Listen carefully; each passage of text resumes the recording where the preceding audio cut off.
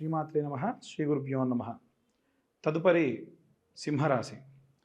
సింహరాశి వారికి సంబంధించి 2025 జనవరి మాస ఫలితాలు ఎలా ఉన్నాయో ఇప్పుడు మనం తెలుసుకుందాం. సింహరాశి వారికి సంబంధించి కొంచెం భయపడి 2 అడుగులు వెనక్కు వేసి కొంతకాలం కామ్గా ఉన్న సమయం వచ్చినప్పుడు వారి యొక్క ప్రత్యేకమైనటువంటి సుగుణాలను చూపించేటువంటి వాళ్ళు. అది విద్యార్థుల్లో కానీ గృహిణుల్లో కానీ ఎవరైనా సరే, అంటే అవసరానికి వారి యొక్క టాలెంట్ అంతా కూడా బయటపడుతుంది. అలా ఈ జనవరి మాసంలో ఉన్నటువంటి మొదటి వారం అంత శ్రేయస్కరం కానప్పటికీ, అంటే మొదటి వారం పూర్తయిన తర్వాతకి వీరి యొక్క పనులన్నీ కూడా ఉత్తమోత్తమంగా ప్రారంభమవుతాయి. పండగ వాతావరణం బయట అందరూ చూసుకుంటూ ఉన్నా కానీ వీరు మాత్రం పనిలో నిమగ్నులైపోయి ఉండేటువంటి వాతావరణమే కనిపిస్తూ ఉంది.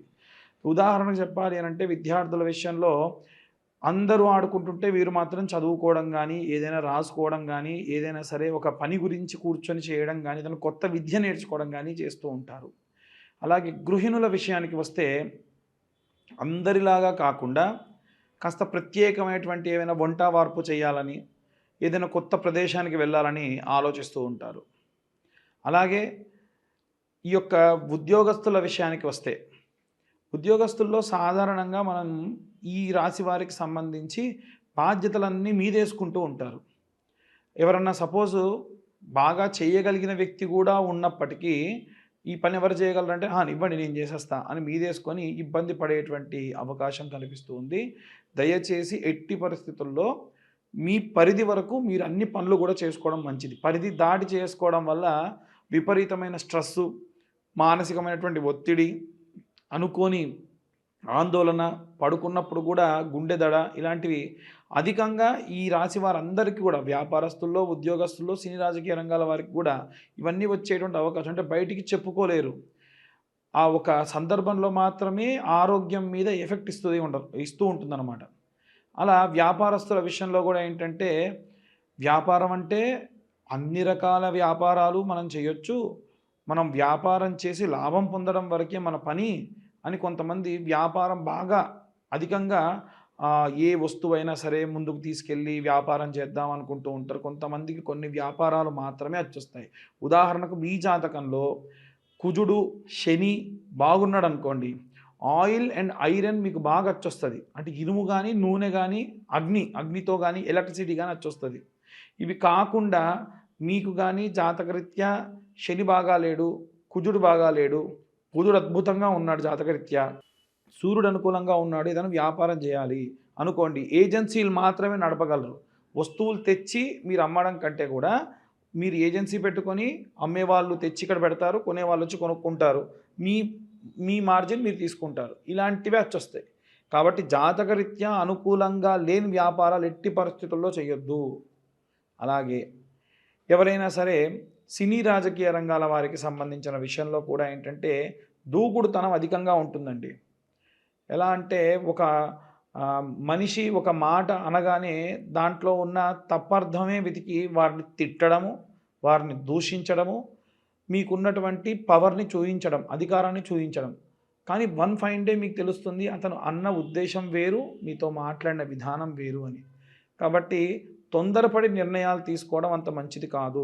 అది రాజకీయాల్లో కానీ, సినీ రంగంలో కానీ. ఎవరైనా వివాహం కోసం ఎదురు చూస్తున్న వాళ్ళైతే కనుక, తరచూ గతంలో కూడా 3-4 నెలలలో మీకు ఏవైనా సంబంధాలు వస్తే చూసి ఆల్మోస్ట్ అయిపోయింది అనుకొని మళ్ళీ క్లోజ్ అయ్యేటువంటి పరిస్థితి నెలకొంటూ ఉంటుంది. అది ఎందుకు అంటే, జాతకరీత్యా శుక్రుడు బాలేకుండా ఉంటే అలా జరగవచ్చు. లేదా మీకేవైనా సరే పితృదోషాలున్నా అలా అవ్వచ్చు. కాబట్టి నిజంగా మీ జాతకరీత్యా ఏమైనా పితృదోషాలు ఉన్నాయా, గతంలో మీకు సంబంధాలన్నీ దగ్గర దాకా వచ్చి వెళ్తున్నాయా, లేదా కళత్ర దోషం మాత్రమే ఉందా, దానికి సంబంధించి ఎలాంటి రెమెడీస్ తీసుకోవాలి, ఎలాంటి హోమాలు పూజలు చేయించుకోవాలి అనేటువంటివి చేయించుకోవడం ఉత్తమం.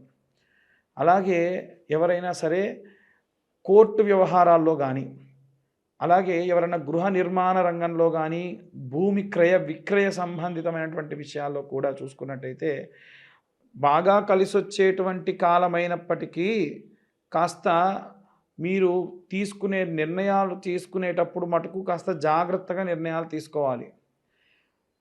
తొందరపడి నిర్ణయం తీసుకోవడం వల్ల బాగా ఇబ్బంది పడేటువంటి పరిస్థితులు కూడా నెలకొంటూ ఉన్నాయి. ఇంకా చాలామందికి ఈ రాశిలో ఉన్నటువంటి వారందరికీ కూడా గతం కంటే ఇప్పుడొచ్చేటువంటి గ్రహ సంచారం మార్పులు చాలా ఉన్నాయి.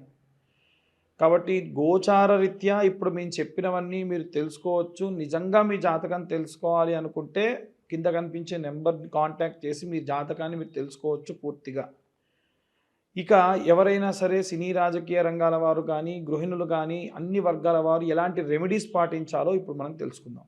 మనకి ఈ యొక్క జనవరి మాసంలో ప్రత్యేకంగా విద్యార్థులకి, గృహిణులకి, వ్యాపారస్తులకి, సినీ రాజకీయ రంగాల వారికి, వివాహం కోసం ఎదురు చూసే వారికి, కోర్టు గొడవలకు సంబంధించి ఇబ్బందులు ఉన్న వారికి కాను, అలాగే ఏవైనా గృహ నిర్మాణ కార్యక్రమాలు చేసేవారు ఎవరైనా ఉంటే వారికి సంబంధించి ప్రత్యేకమైనటువంటి గ్రహస్థితి వల్ల మనకి బుధాదిత్య యోగం కానీ, అలాగే జనవరి మాసంలో జరిగేటువంటి గ్రహ సంచారాన్ని బట్టి మార్చి వరకల్లా వచ్చేటువంటి షష్టగ్రహ కూటమి, చతుర్గ్రహ కూటమి వల్ల వచ్చేటువంటి ఎన్నో రకాలైనటువంటి మార్పుల వల్ల మనం కొన్ని రెమెడీస్ చేసుకోవడం చాలా చాలా ఉత్తమం. అవి ఏమేం చేసుకోవాలి, ఎవరెవరు ఎలాంటివి చదువుకోవాలి అనేది ఇప్పుడు మనం తెలుసుకుందాం. విద్యార్థుల విషయానికి వస్తే గనక విద్యార్థులందరూ కూడా ఓం వాగ్దేవ్యై నమః అన్న మంత్రాన్ని ప్రతిరోజు 11 మార్లు పఠనం చేస్తూ వీలైనంత వరకు వారానికి ఒక్కసారైనా సరే నీలా సరస్వతి స్తోత్రాన్ని వినడం కానీ పఠనం కానీ చేయించడం చాలా చాలా మంచిది. అలాగే గృహిణులందరూ కూడా అయితే గనక రోజు మీ ఇంట్లో ఒక చిన్న అమ్మవారి యొక్క విగ్రహం కానీ, ఒక బొటనవేలు పరిమాణంలో ఒక విగ్రహాన్ని పెట్టుకొని అమ్మవారి ముందు ఒక ఒక్క పెట్టుకొని శ్రీమాత్రే నమః అనుకుంటూ 108 సార్లు కుంకుమతో అర్చన చేసుకోవడం చాలా చాలా ఉత్తమం.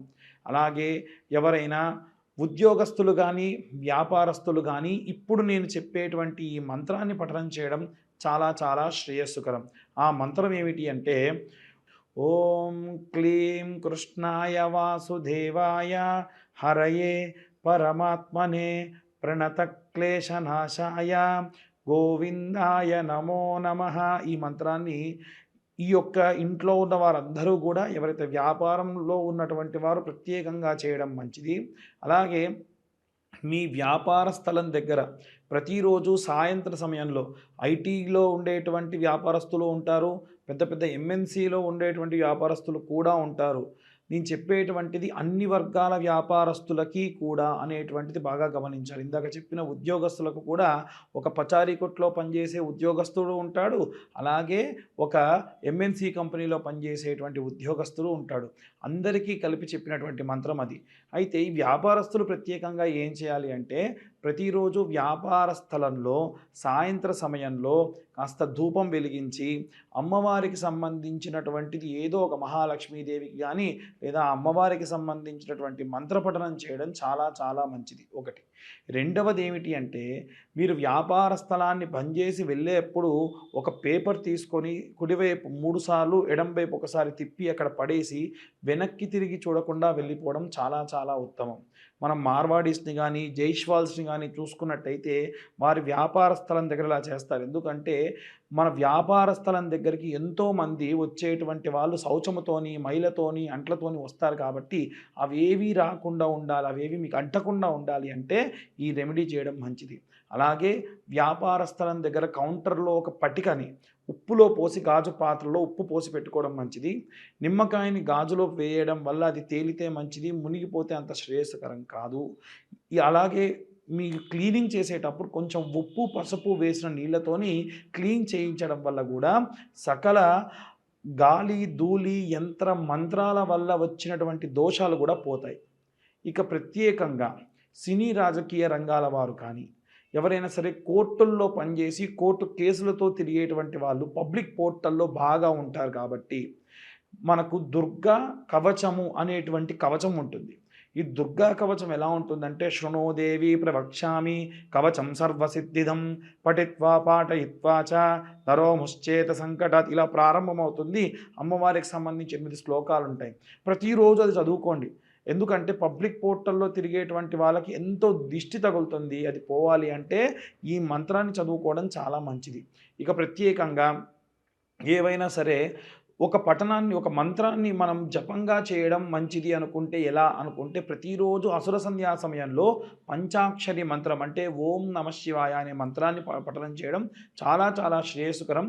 నిర్మాణ రంగంలో ఉన్న వాళ్ళైతే గనక శరవణ భవాయ విద్మహే కార్తికేయాయ ధీమహే తన్నో స్కంద ప్రచోదయత్. ఎందుకంటే ఆయన భూమిని చీల్చుకుంటూ పుట్టాడు కాబట్టి భూమికి సంబంధించిన మంత్రం, కుజుడికి సంబంధించిన మంత్రము, సుబ్రహ్మణ్య స్వామికి సంబంధించిన మంత్రం చాలా చాలా కాపాడుతుంది. ఈ యొక్క మంత్రపఠనాన్ని, రెమెడీస్‌ని ఫాలో అయ్యి అందరూ కూడా చాలా శ్రేయస్కరంగా ఉంటారని కోరుకుంటున్నా. అందరికీ కూడా మకర సంక్రాంతి శుభాకాంక్షలు. అలాగే నూతన ఆంగ్ల సంవత్సర శుభాకాంక్షలు. ఎవరైనా సరే జాతకాలకు సంబంధించి ఫోన్ చేస్తూ ఉన్నారు, దయచేసి వాట్సాప్ చేయండి. ఒకవేళ కాల్ చేయదలుచుకుంటే కింద ఇచ్చేటువంటి నెంబర్‌కి మీరు కాల్ చేయొచ్చు. పూర్తి జాతకాన్ని 60 పేజీల్లో క్యాలిక్యులేషన్స్ చేసి మీకు పంపించి పూర్తిగా మీతోని ఒక అరగంట సేపు మాట్లాడడం జరుగుతుంది. ఈ క్యాలిక్యులేషన్స్‌కి గాను మాకు కాస్త 3-4 గంటల సమయం పడుతుంది. గతంలో చాలామంది 5,000, 6,000 తీసుకునేవారు ఉన్నారు. కానీ కేవలము రూ. 1,521 మాత్రమే తీసుకుంటూ అందరికీ కూడా ఈ జాతక వసతిని కలిగిస్తూ ఉన్నాము. ఎవరన్నా కావాల్సుంటే కింద కనిపించే నెంబర్‌కి ఫోన్ ఆర్ వాట్సాప్ చేయగలరని కోరుతున్నాము.